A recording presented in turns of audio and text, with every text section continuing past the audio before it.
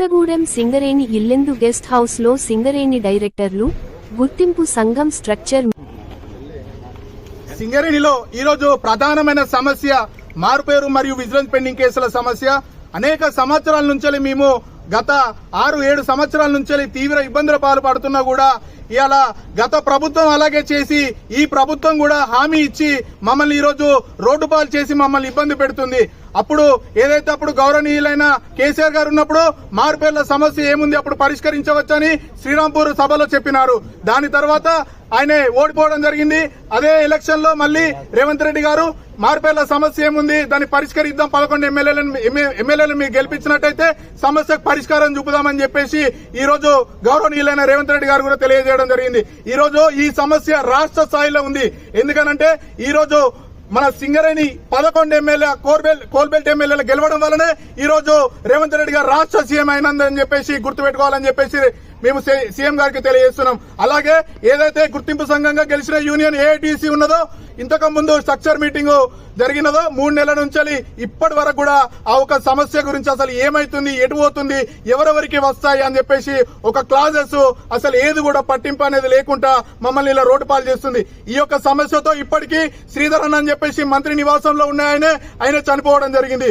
మొన్నటికి మొన్న ఏదైతే ఆదినారాయణ అని చెప్పేసి ఏదైతే ప్రెస్ మీట్ కి వస్తున్నాడో ఇదే సంభాషణ చెప్పుదామని చెప్పేసి ఆయన మంచిర్యాల ఫ్లైఓవర్ మీద కాలు ఇరిగి ఈ రోజు మంచం మీద కూర్చోవడం జరిగింది. అలాగే ఇదే సమస్య కాకుండా మొన్న 2-3 రోజుల కింద కూడా ఏదైతే కొత్తగూడెం వద్దామని చెప్పేసి ప్రెస్ మీట్ మా యొక్క ఏరియాలో మేము రాంగుండలో పెడుతున్నామో ఆ యొక్క ఆయనకు ఆ ప్రెస్ మీట్ కి వచ్చి ఇంటికి పోయిండో లేదో ఈ యొక్క బాధ ఆయనకు అనుభవించలేక వాళ్ళ తల్లిదండ్రులు ఏదైతే కుమిలిపోతున్నారో ఆయనకు ఈ రోజు హార్ట్ స్ట్రోక్ వచ్చి కరీంనగర్ మ్యాక్స్ కేర్ హాస్పిటల్ ఉన్నారు. ఈ రోజు సింగరేణి ఎందుకు ఇన్ని హత్యలు చేస్తుంది, మాకు ఉద్యోగాలు ఎందుకు ఇవ్వట్లేదు, ఆ రోజు 30 సంవత్సరాల కింద ఎవరైతే ఏ పేరైతే అని చెప్పేసి వాళ్ళని కావాలని తీసుకువచ్చి నువ్వు ఇదే పేరు చెప్తే నీకు జీతం ఇస్తా అని చెప్పేసి వాళ్ళని ఆ రోజు 30 సంవత్సరాలు గొడ్డి చాకిరీ చేపించుకొని ఈ రోజు 30 సంవత్సరాలు గడిచినాక ఏదైతే కేసీఆర్ గారు నియామకం పెట్టిలో ఆ పద్ధతిలో మాకు ఉద్యోగాలు రావాలో ఆ పద్ధతిలో మేము సొంత పేర్ల మీద చదువుకున్నాం, మేమేం దొంగతనాలు చేయలే.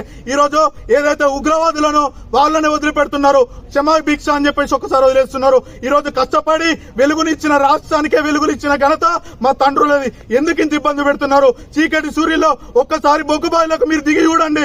మా యొక్క తండ్రుల బాధ బయటికి వస్తామో రామా అని చెప్పేసి మేము ఇంటికాడ మా తండ్రి వస్తాడో రాదా అని చెప్పేసి చూస్తున్నాం. ఈ రోజు ఇప్పుడు కూడా మేము అడిగేదే మా నాన్న మీద ప్రేమ, కంపెనీ మీద ప్రేమ, మేము పని చేయాలి, మా నాన్న చేసిన పని మేము చేయాలని. ఇంకోటి పని మీద మేము ఎందుకు కూర్చున్నామంటే సొంత పేర్ల మీద చదువుకున్నాం. ఈ రోజు మా అందరిది కూడా ఓపెన్ 10th ఏదైతే బాయ్ మీద పేరు ఉందో మీ నాన్న ఏదైతే దొంగ పేరు అని వీళ్ళే సృష్టించాలో ఆ పేరు మీద మీరు అదే దొంగ సర్టిఫికేట్ పట్టుకురావాలని చెప్పేసి ఇదే సింగరేణి వెల్ఫేర్ ఆఫీసర్ ప్రతి ఒక్క మైండ్ మీద సజెషన్ ఇచ్చి ప్రతి ఒక్కరు ఓపెన్ సర్టిఫికేట్ తీసుకొచ్చి మైండ్ మీద ఇస్తే ఆ ఓపెన్ సర్టిఫికేట్ కాస్త విజిలెన్స్ డిపార్ట్మెంట్ కి ఫార్వర్డ్ చేసి దీంట్లో చాలా తేలిగా చూపించి అసలైన సర్టిఫికేట్ తీపిచ్చి ఈ రెండు ఈ ఒక్కడే ఈయన దొంగ, ఈయన ఈ తండ్రికి కొడుకు కాదని చెప్పేసి అని అంటుంది. విజిలెన్స్ అధికారులు అసలు తండ్రికి ఒక అబ్బకు పుట్టేది ఉంటే మమ్మల్ని ఆ ప్రశ్న అడగద్దు. ఈరోజు దయచేసి సింగరేణి యాజమాన్యాన్ని మాకు మండిపోతుంది. ఈ రోజు మేము 350 కిలోమీటర్ల పాదయాత్ర చేసి కూడా మేము కొత్తగూడెంకి చేరుకుంటే నెల రోజులలో మీ సమస్య పరిష్కరిస్తా అన్నారు. ఎక్కడ నెల రోజులు అంటే ఇంతకు ముందు 2019లో కూడా ఆర్ఎల్స్ ఒప్పందం జరిగింది. ప్రతి ఒక్క కార్మిక యూనియన్లు కూడా సంతకాలు పెట్టి వీళ్ళ సమస్య పరిష్కారం చూపించచ్చు అనేసి అన్నారు. 2019 రాలేదా? ఇప్పుడు ఎన్ని సంవత్సరాలు అవుతుంది? ఇంతమంది యూనియన్ కార్మికులు ఉన్నా కూడా ఒకరికి అనుసంధానం లేకుండా ఈ రోజు మమ్మల్ని రోడ్డు మీద వేయడం జరిగింది. ఏదైతే ఆన్ రోడ్లు ఉన్న కళలు మాత్రమే నెరవేర్స్తాము అన్నట్టుగా తీరుతున్నారు. ఆఫ్ రోడ్ లో ఒక రోజు వాళ్ళు చేస్తేనే వాళ్ళు ఓట్లనే ఇస్తేనే కదా ఈ రోజు మీరు ఇలా యూనియన్ సంఘానికి మీరు మద్దతుగా ఉన్నారు.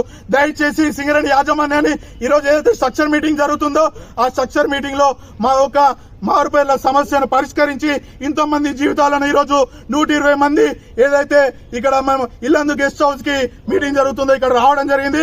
దయచేసి మా సమస్యకు పరిష్కారం చూపించి మాకు జీవితాలను నిలబెట్టి మాకు ఉద్యోగ అవకాశం ఇవ్వాలని చెప్పేసి ఈ రోజు ప్రెస్ ద్వారా మీకు తెలియజేస్తున్నాను.